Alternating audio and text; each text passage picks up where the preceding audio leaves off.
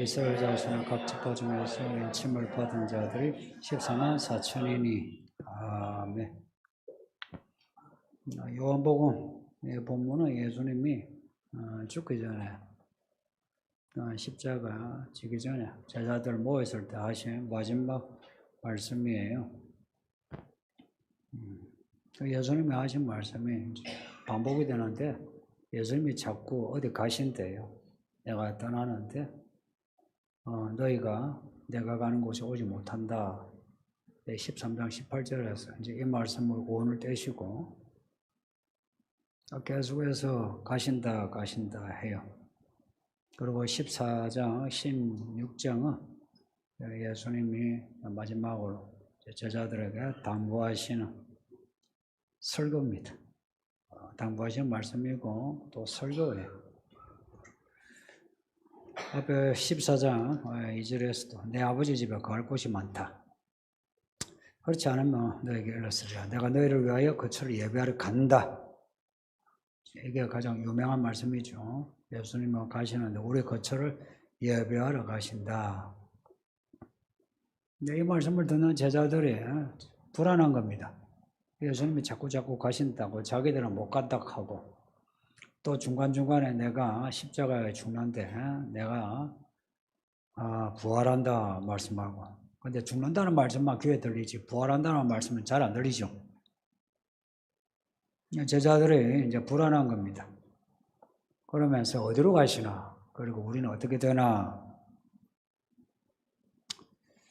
이렇게 예수님이 어디론가 가신다는 말씀 하실 때마다 함께 짝으로 하시는 말씀이 성령에 관한 말씀입니다. 자세히 보면 그래요. 14장 16, 17절을 보면 예수님이 떠나가나 성령이 함께 하는데 그 성령이 진리의 영이라. 나는 떠나가는데 성령이 너와 함께 하는데 그 영이 진리의 영이라 합니다.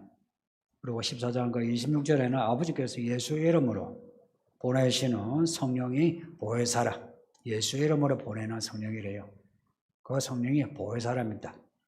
보혜사 이름이 이제 요한복음에만 등장해요. 우리를 보호하고 은혜 주시는, 우리 위로자 되시고 길을 인도하시는.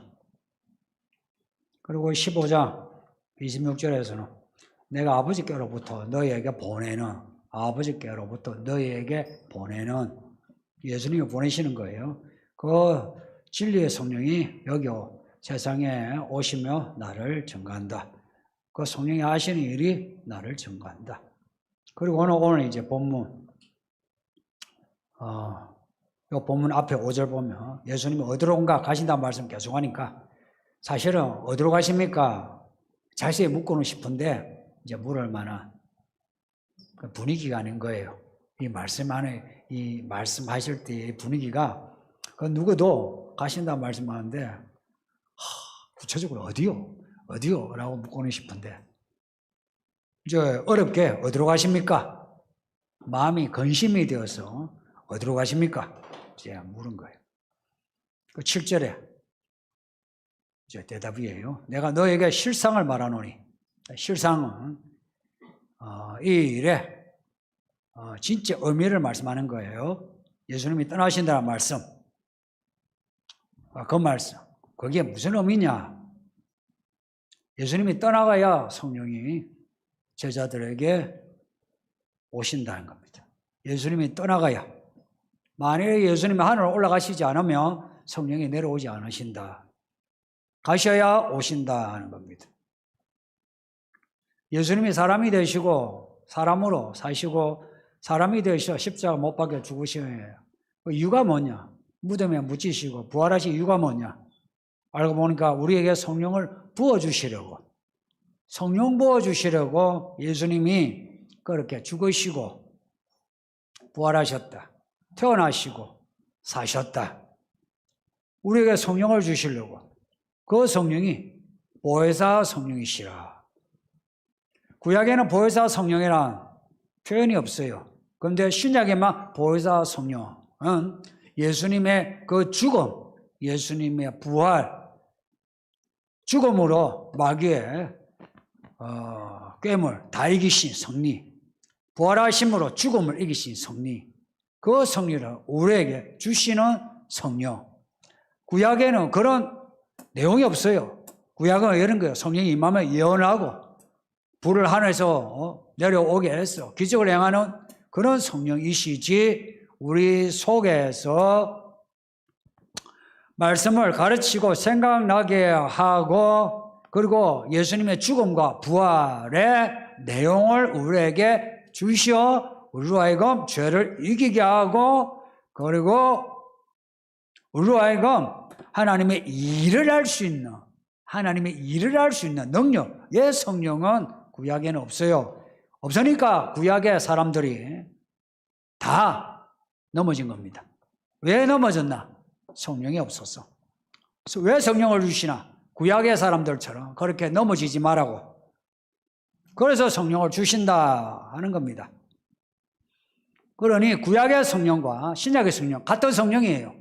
한부 성령인데 신약의 성령은 예수님의 그 죽음과 부활, 그 전에 예수님의 삶, 예수님의 태어남, 이 모든 내용이 들어있어서 신약의 보혜사 성령은 그것을 우리가 그대로 받아서 예수님이 마귀를 이기시고 마귀의 일을 멸하신 것처럼 우리도 이기고 멸할 수 있도록 하셨다는 겁니다.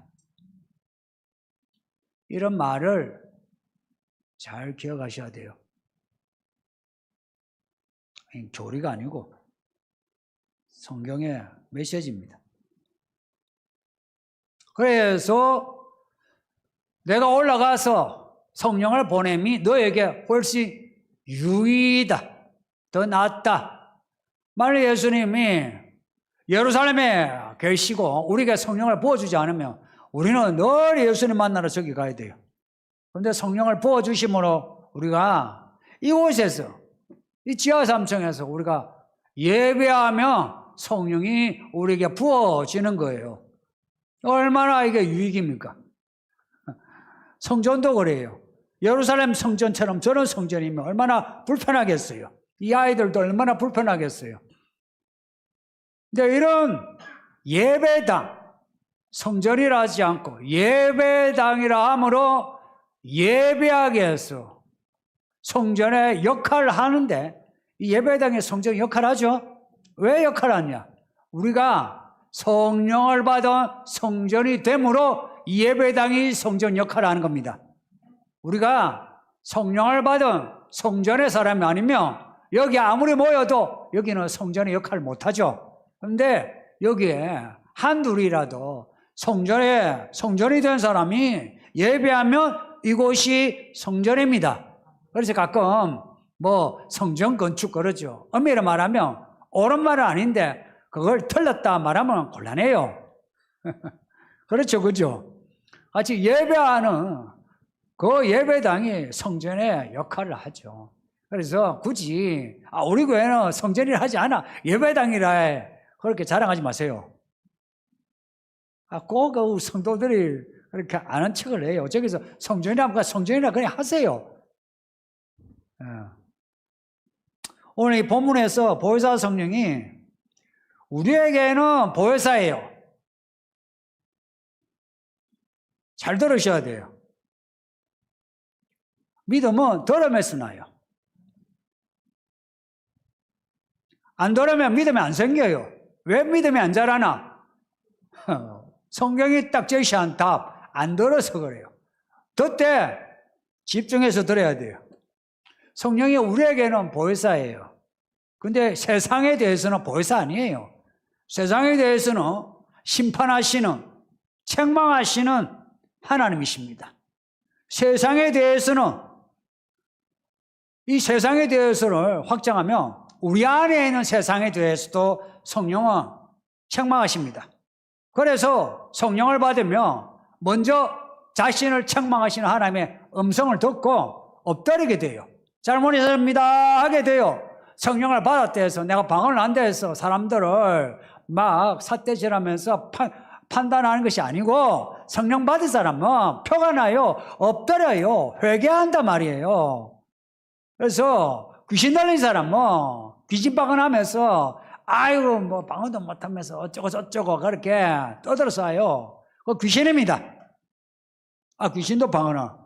귀신이요, 하나님 행세도 하는데 방언을 왜 못하게 하겠어요? 생각해 보세요. 나 귀신이다 하는 거 들어봤어요? 귀신은 똑같은 말을 해요. 나는 하나님이다 그래요. 그 귀신이 우리에게 귀신 방언을, 귀신의 생각을, 귀신의 영감을 주는 거라. 거기에 속으면 안 돼요. 성령이 그 모든 것을 드러내신다는 겁니다. 이 세상에 대해서 가장 먼저 세상의 죄에 대해서 드러내요. 세상의 죄에 대해서 드러내니까 세상이 성령을 얼마나 버거워하겠습니까? 성령의 사람을 버거워해요. 성도님들, 이 세상을 살면서 세상이 편하게 여기는 사람 되지 말고 세상이 버거워하는 사람 됩시다. 이 말 잘 이해해야 돼요. 세상 사람을 불편하게 하라 이 말이 아니고 세상의 죄를 불편하게 만들어야 합니다. 그런데 자꾸 교회가 성도들이 세상의 죄를 편하게 만들려고 그래요. 그러면서 사랑이래.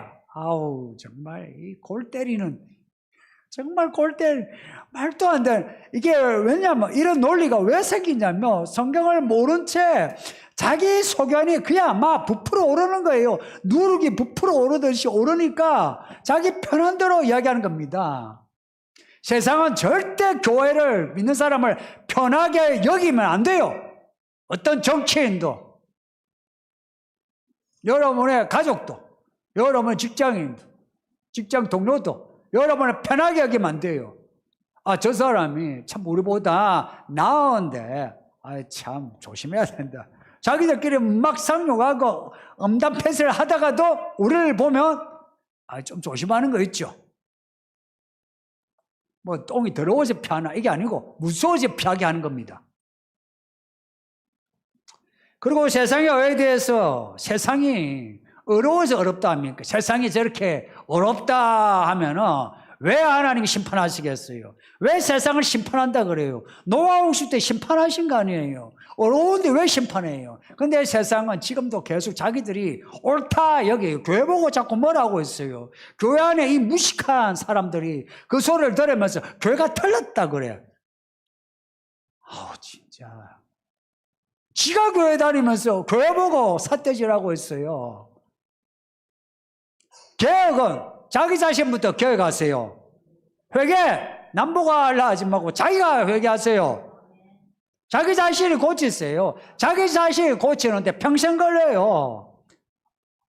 평생 걸린다고. 평생을 자기 자신을 고치는데 공을 들어야 사람을 얻을 수 있어요. 사람 얻는 게요. 예수님도 우리 한 사람 얻기 위해서 자기 자신을 십자가 죽여야만 우리를 얻을 수 있었어요. 그런데 우리가 사람을 얻는데 내 자아가 살아가지고 내 의를 이야기하는데 어떻게 사람을 얻어요? 내가 밥 사준다고 내가 막 굽신거린다고 사람을 얻을 수 있나요? 그리고 자신을 어렵다고 여기는 이 세상은 하나님의 심판을 겁내하지 않습니다. 예수님이 오신다는 거 안 믿어요. 왜 안 믿는지 아세요? 오시면 세상을 심판한다 하니까. 그러니까 안 믿어요. 에이 무슨 심판. 노아 홍수 안 믿어요. 우리는 노아 홍수 뭐 과학적으로 증명을 못해도 믿어요. 믿죠? 노아 홍수 진짜 있었어요. 그리고 과학이 아무리 발전됐다 해도 하나님의 창조의 비밀을 몰라요. 그걸 알면 세상 사람이 세상을 창조하지, 모르니까 창조하지 못하는 거예요. 몰라요. 그 창조 모르면서 그 끝을 안다고 끝에 대해서 말씀하는 이 하나님의 말씀을 비판하고 있어요. 심판은 어디 있냐고. 이미 역사 속에서 많은 심판이 있어 왔어요. 지금도 하나님의 심판이 계속되고 있고.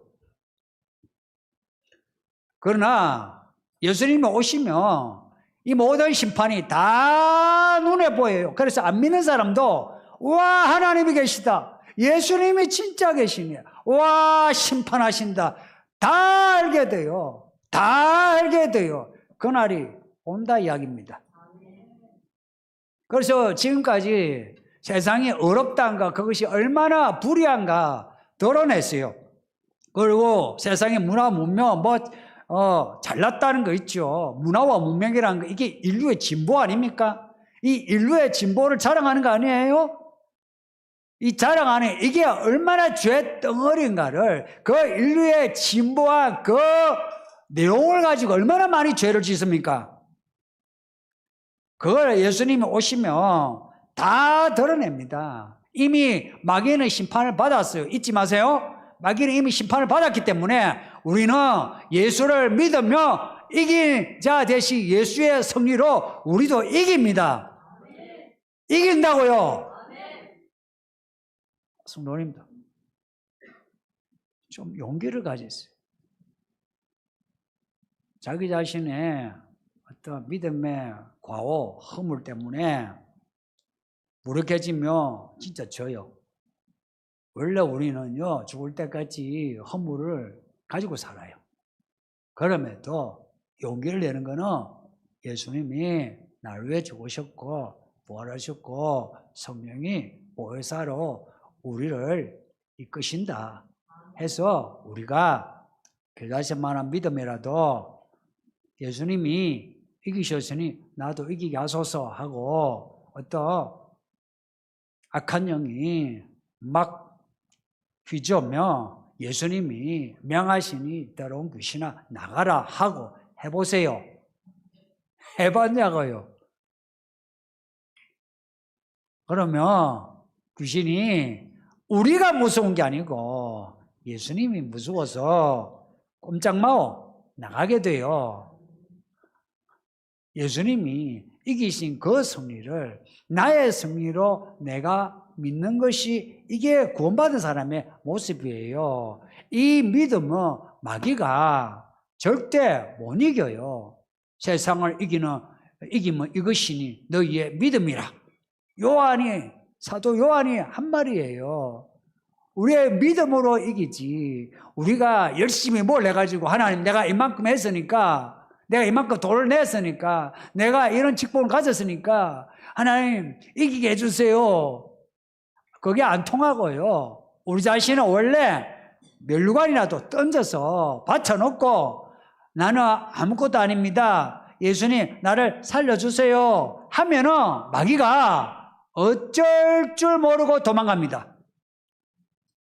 근데 내가 하나 이렇게 기도를 했는데 내가 이만큼 내가 교회에 내가 돈도 냈는데 왜 내게 이런 일이 하면은 그때부터 그 말이 파이프라인이 돼가지고 그 속으로 마귀가 쑥쑥 들어와요.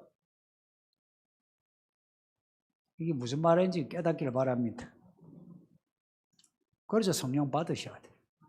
성령을 받으셔야 말씀이 깨달아져요. 똑같은 말씀인데 누구는 10번을 들어도 무슨 말인지 이해가 안 돼요. 이게 학벌이 모자라서 아니면은 생각이 모자라서 아니에요. 다 들을 때 이해력은 있어요. 그런데 이 말씀이 안에 우리의 모든 것을 쪼개어 분별하여 이 성령의 말씀이 우리를 판단하고 책망을 해서 거기 엎드러져야 이것이 우리의 믿음의 말씀이 되죠. 그러지 않으면 첫날 만날 말씀을 읽어 들어도 아무 그거 없어요. 가끔 성도들 그런 말 하죠. 내가 예배를 들어도 뭐가 없더라. 그건 당신의 문제라. 제 설교의 문제가 아니고 당신의 문제라. 당신의 태도를 고쳐봐요. 고치면 이 말씀이 그냥 하늘에 번개처럼 그냥 내려 꽂으면서 그냥 정신이 확 들면서 우와 내가 성령 받아야지 이 마음이 그냥 막 들어요. 그래서 우리 안에 교감, 부교감 모든 신경이 그냥 막 성령으로 집중하면서요. 걱정, 근심, 몸에 아픈 것도 성령에게 집중을 하기에 내 상황, 내 몸의 컨디션 아무 문제 안 돼요.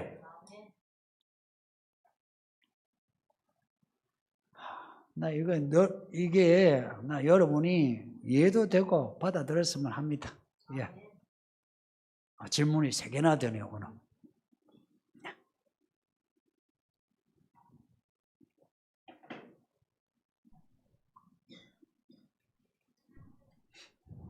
지난주 질문입니다.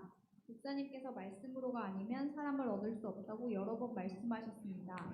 그렇다고 안 믿는 자들에게 적절한 상황과 타이밍에 익힌 말씀을 전하라는 의미는 아닌 것 같은데 말씀으로 사람을 얻는 것이 구체적으로 어떤 것인지 부연 설명 부탁드립니다.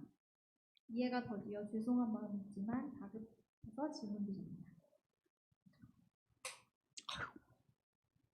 예, 질문해줘서 고마워요. 이해하고 싶은데 약간 좀 미진한 부분 질문해줘서 고마워요.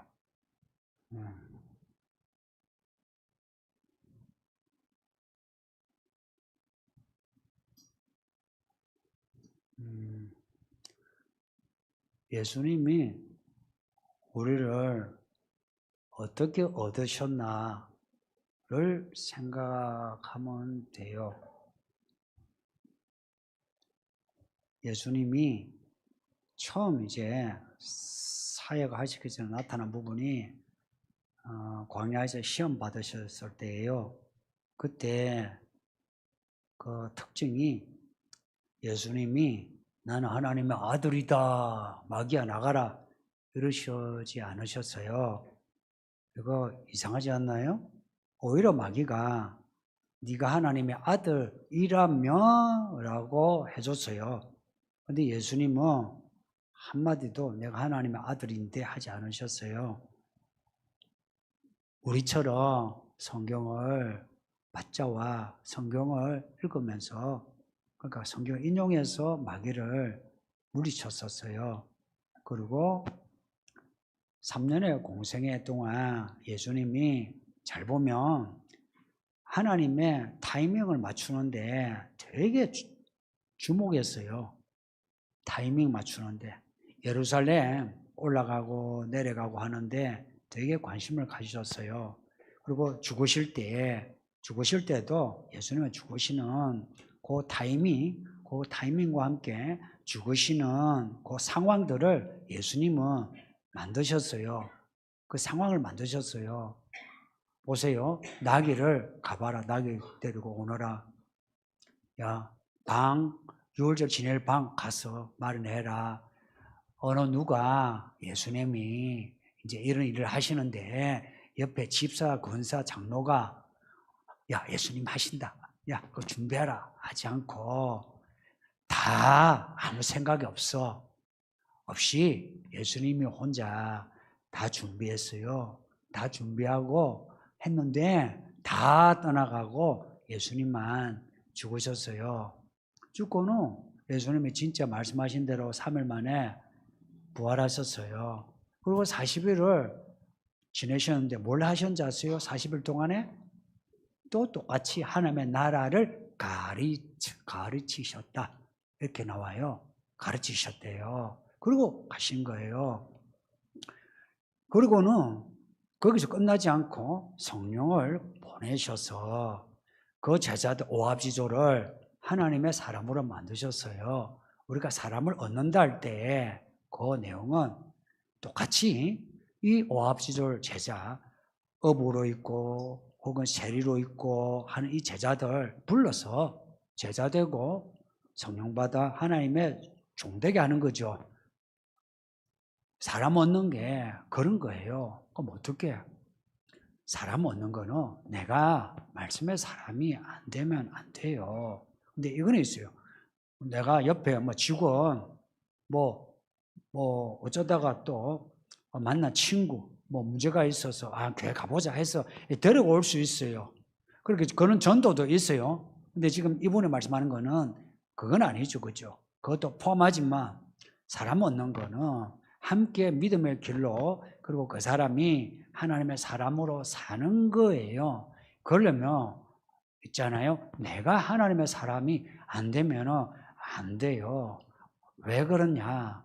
사람 얻는다 할 때 이전의 사람과 이후의 사람 이게 윤리적인 변화가 아니에요.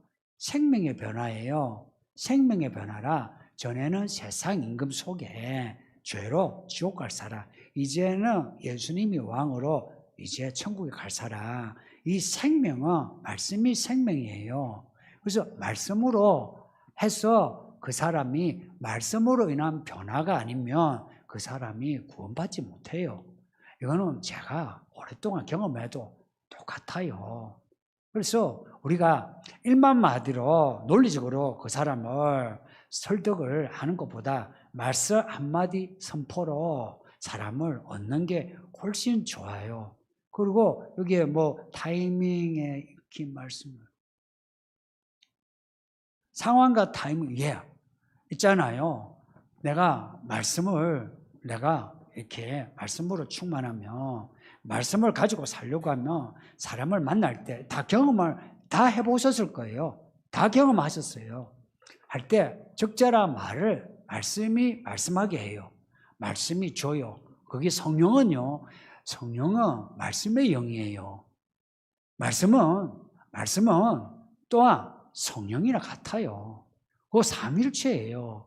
그래서 내가 말씀을 내가 전하려고 하면 성령이 적절하게 해줘요. 뿐만 아니라 상황을 만들어줘요. 그리고는 사람의 마음이란 거는 서로가 닿아야 돼요. 그래서 우리가 뭐 감동받아 할 때에 그 터치 받았다 그러죠. 그죠? 그 터치란 말이 그런 거 아니에요. 그거는요, 인카운터라는 말도 그런 거예요. 서로가 이렇게 교차해서 이렇게 만나는 거예요. 이렇게 되려면은 내가 그 사람을 향한 마음이 예수님의 심장으로 만나야 돼요. 그래서 나 여러분에게 예를 들어서 전도 주일 뭐 해가지고 몇 명 전도하고 상을 주고 제가 그러지 않는 거 아시죠? 그거보다 그렇게 해서 보세요. 예전에 전도해서 1년에 전도상을 시상한 적이 많아요. 제가 있던 교회는 그분이 1년에 30명, 40명, 50명 이렇게 전도했어요. 근데 그분 예를 보면 자기 자랑하는데 하루 종일 걸려요. 자기 자랑하는데. 그리고 자기 아들 자랑하는데 또 아들들이 너무 잘났어. 아들들 자랑하는데. 근데 교회 열심히라. 근데 이분이 자기 자랑을 한다는 게 무슨 말입니까? 이미 이분은 상이 없어요. 근데 전도를 얼마나 열심히 했냐. 예를 들어서 저기 앞에 곱창집이 개업을 했다. 일주일에 몇 번을 가요. 인사 나누고. 한 달, 두 달 하고 말을 터고. 그러고는 한번 교회 갑시다. 여러분, 단골이 한번 교회 가지 않은데 안 가면 곤란해요. 그래서 오는 거예요. 그러면 한번 오면 그 전도한 사람이에요. 근데 사실 그것도 나쁜 건 아니죠. 그죠? 그것도 좋은 거죠. 근데 사실 그렇게 해서 많은 분이 오시는데 근데 나는 그분을 이야기하는 거예요. 그분에게 변화가 없어요. 항상 뭐냐면 겸손은 해요. 근데 매너로서 겸손이고 실제로는 다 자기 자랑이에요. 예를 들어서 이런 거예요. 여기 이제 같은 성도 만났어요. 그 성도가 아이들 자랑해요. 우리 아이가 대학을 저기 뭐 괜찮은 대학을 졸업해서 이번에 저게 어디 뭐 대기업에 들어갔다고 하니까 그분이 이런 거죠. 축하한다고 진짜 좋겠다. 하나님의 은혜입니다. 하고서는 끝에 그 집에는 그냥 예를 들어서 인류 중에 밑에 인류. 그리고 끝에 하는 말이 그래요 하고는 우리 애는 서울대 갔어요. 이런 거예요. 이게 다반사예요. 이거는 자기를 얻지 못한 채 사람을 얻지 못해요.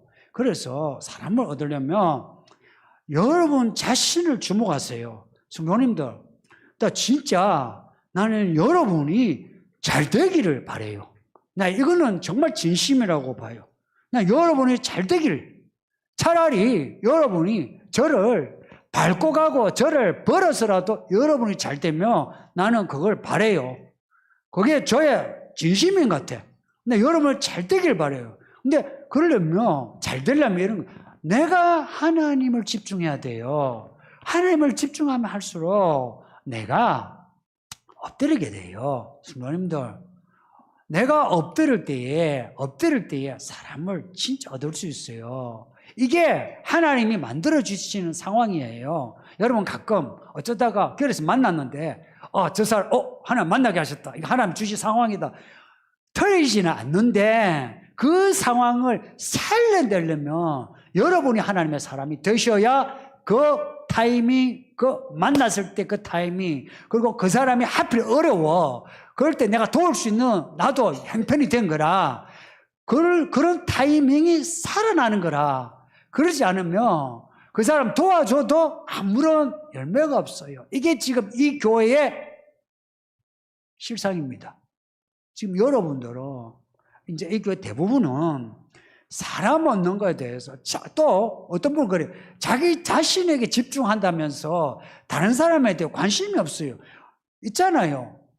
자기 자신을 진짜 집중한 사람은 어떻게 되느냐? 나 자신에게 집중하죠. 내가 하나님께 미안합니다. 지금 시간이 내가 질문을 생각지 않고 설교해가지고 내가 나 자신을 집중하면 무슨 일이 일어나냐? 내 안에 하나님의 성전이 확장이 돼요. 그 다음에 내가 내 안에 하나님의 성전이 확장되면 저절로 인류에 대해서 관심이 있어져요. 내 형제, 내 이웃, 성도에 대해서 내가 관심이 있게 돼요. 왜냐하면 예수님의 사랑이 그런 것이거든.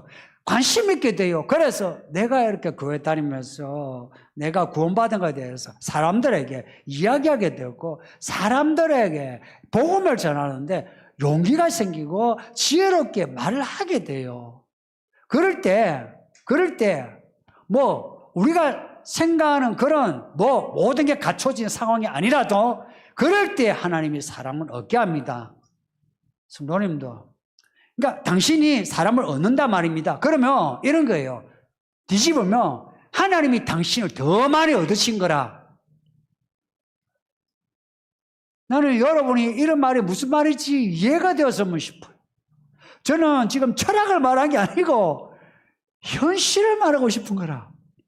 내가 하나님께 더 떨어지면 떨어질수록 인류에 대한 관심이 많아져요. 그리고 사람에 대한 이해력이 깊어져요. 전에는 뭐 인생을 왜 저래 사노 싶었죠. 그런데 내가 예수님의 사람이 되면 나는 저 사람 인생 안 살았는데도 저 사람 형편은 내 형편 같고 내가 마음이 그냥 아리는 거라. 불쌍한 거라. 그러면서 이해하고 남들은 손가락질해도 손가락질이 안 되는 거라. 예, 질문 고마워요. 넘어갑시다. 어제 TCBS 예배에서 성경이 세상을 책망하시고 우리가 하나님의 의로 사는 것이 세상을 책망하는 것이라고 하셨는데 이에 대해서 조금만 더 알려주시면 감사하겠습니다.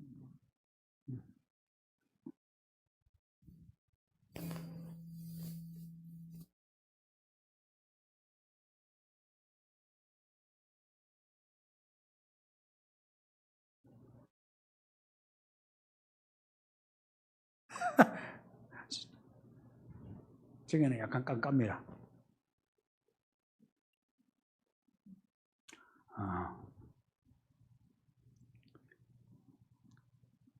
쉽게 생각하세요.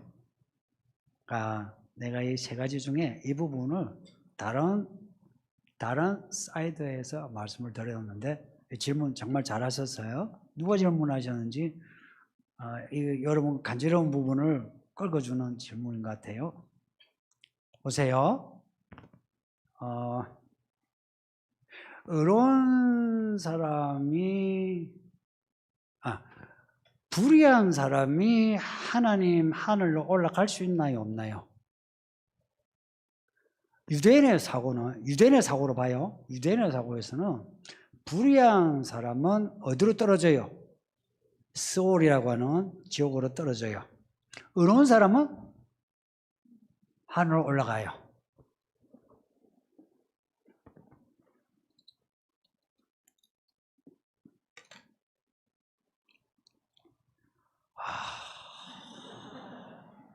화납니다. 예수님이 아버지께로 간대요. 그 아버지는 하나님의 아버지죠. 그러니까 예수님이 유대인이 정죄해서 죽었으면, 그 진짜 죄인이라 죽었으면 하늘로 올라가요, 못 올라가요? 못 올라가요. 근데 예수님이 하늘로 올라간다는 건 뭘 의미해요? 그는 예수님이 어렵다. 이것이 증명이 되고, 그러면 어려운 예수님을 죄인이라고 손가락질하고 죽인 유대인은 어찌 돼요? 그는 불의하다. 그렇게 나타나는 거예요. 그 다음에 올라가셨는데, 올라가시고 그러면 다시 오시기까지 2000년이 흘렀어요. 2000년이 이렇게 걸려요. 그러면 2000년 동안 이게 뭐냐? 하나님의 의가 세상의 의를 막파해지기 시작하는 거예요.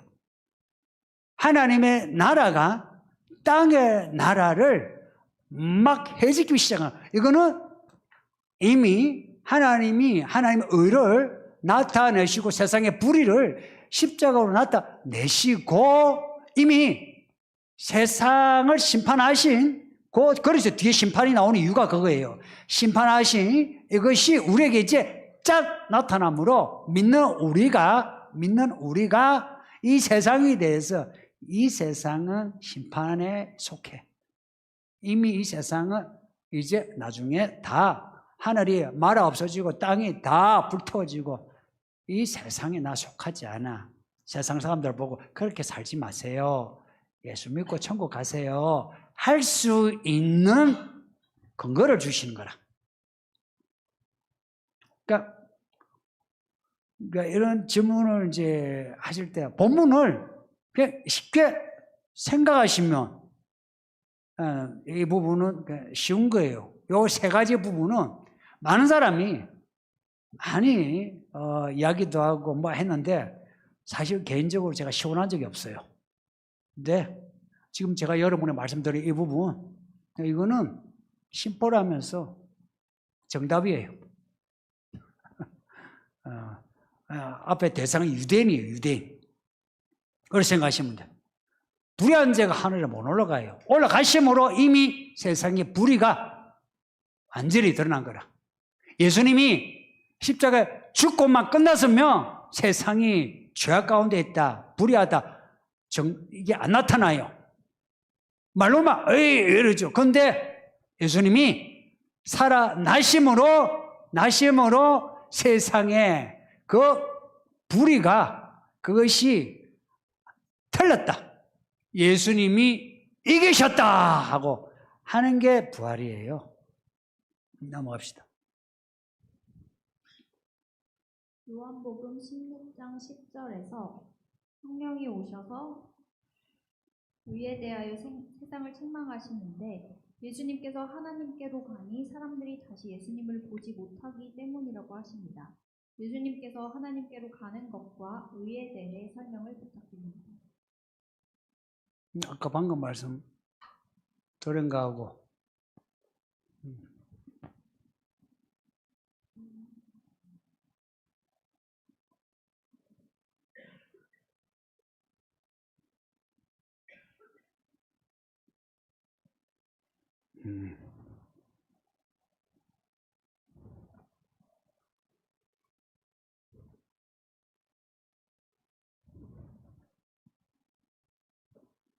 이 질문은 약간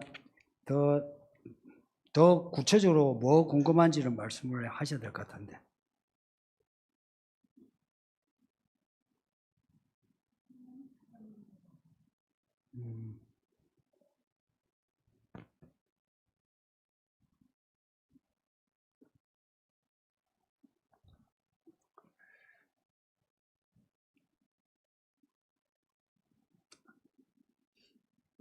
내가 이미 이야기한 부분을 다시 말할 수는 없고, 제가 앞에 말한 첫 번째 질문하고 두 번째 질문하고 거의 같은 것 같은데,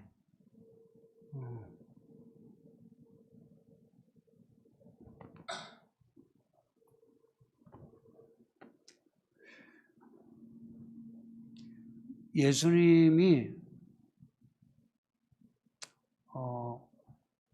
안 죽으셨으면 계속 계셨겠죠. 근데 예수님이 죽으셨어요. 사람들이 죽였어. 예수님이 부활하셨어요. 예수님이 죽고 부활하시오. 누가 죽였노? 우리가. 그리고 예수님이 언젠가 다시 오신대요. 그 다시 오시는데 그 시작점이 죽음과 부활이에요. 예수님이 죽으시고 부활하시고 올라가심으로 사람들이 예수를 죽인 사람들이라 그 죄와 그 불의가 완전히 나타난 거예요. 이제 이 부분을 아까 두 번째 질문을 다시 부연 설명하면 그래요. 그리고 이 질문에 대해서도 그렇게 이야기하는 걸로 제가 매듭을 지어야 되겠네요. 뭐 또 질문 있습니까? 혹시 이 질문을 안 하신 분이라도 좀 더 구체적으로 이야기를 하시면 제가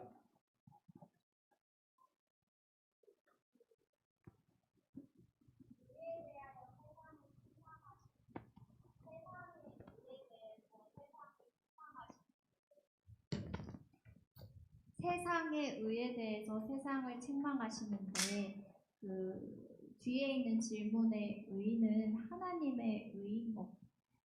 세상의 의와 하나님의 의의 차이에 대해서 조금 더 설명을. 세상은 자기가 귀신은 항상 자기가 하나님이라는 것처럼 세상도 똑같아요. 하나님은 세상은 항상 자기가 어렵다 해요. 예수님이 말씀하신 내가 죄인을 부르러 온 게 아니고 의인을 부르러 온 게 아니고 죄인을 부르러 왔다 할 때 그 의인이 진짜 의인이 아니죠, 그렇죠? 세상이 자처하는 의인이에요. 그 세상의 의 그것이 진짜 의가 아니고 불의하다는 것. 보세요. 예수님을 죽인 그 사내들은 그 공의 결정은 판결을 하는데 그 판결은 아시죠? 어느 나라나 판결은 정의의 판단이에요. 그죠? 옳다고 한 거죠. 그죠? 그래서 자기들은 그 판결이 어려운 판결이라고 해요. 그런데 그 판결이 어려운 것이 아니라 불의한 판결이라는 거 나타나죠. 그죠? 하나님의 심판은 지금 이 땅에서 있는 모든 나름의 옳다고 여기는 모든 판결을 뒤집어 버리신다. 그리고 예수님이 다시 오실 때에 온 세상에게 그것을 보여주신다 하는 겁니다. 여기까지. 다 같이 우리 합심해서 기도합시다. 아버지 하나님 감사합니다. 오늘 이렇게 예배하게 하시니 감사합니다.